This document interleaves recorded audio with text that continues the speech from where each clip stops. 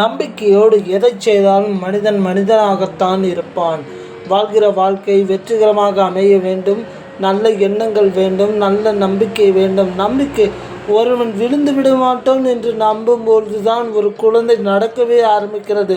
விழுந்து விடுவோமா என்ற பயம் அவரது அந்த குழந்தையின் தந்தைக்கோ தாய்க்கோ இருக்கும் பட்சத்தில் அந்த குழந்தையால் நடக்க முடியாது. அதற்கு நானே பெரிய உதாரணம். என் தாய்க்கும் தகப்பனுக்கும் இருந்த நம்பிக்கை தான் என்னை வாழ வைத்தது, வாழ வைத்து கொண்டிருக்கிறது. என்றுமே நான் அப்படி வாழ்வேன் என்பது எனக்கு தெரிந்த உண்மைதான். இப்போது என் அனுபவத்தை கூறுவதை விட மற்றவர்களுக்கு நம்பிக்கை கொடுக்கவே இந்த யூடியூப் சேனலை நடத்தி வருகிறேன். ஆனால் ஏனோ தெரியவில்லை, எனக்கு நான் கஷ்டப்பட்டு நடத்துவதற்கான அங்கீகாரம் எனக்கு கிடைக்க மறுக்கிறது. சில நேரங்களில் லைக்ஸும் வர மாட்டேங்குது, வியூஸும் சரியாக போக மாட்டேங்குது.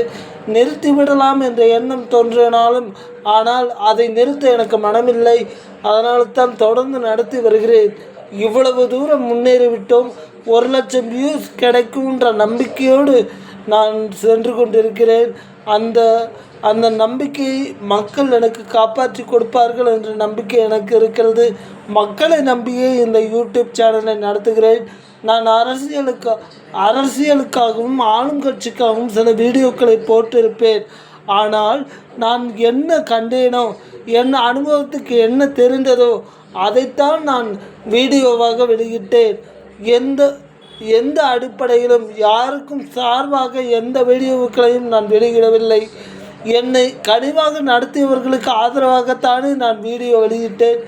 என்னை அதிமுகவினரும் சரி திமுகவினரும் சரி மிகவும் அன்பாக நடத்தி இருக்கிறார்கள்.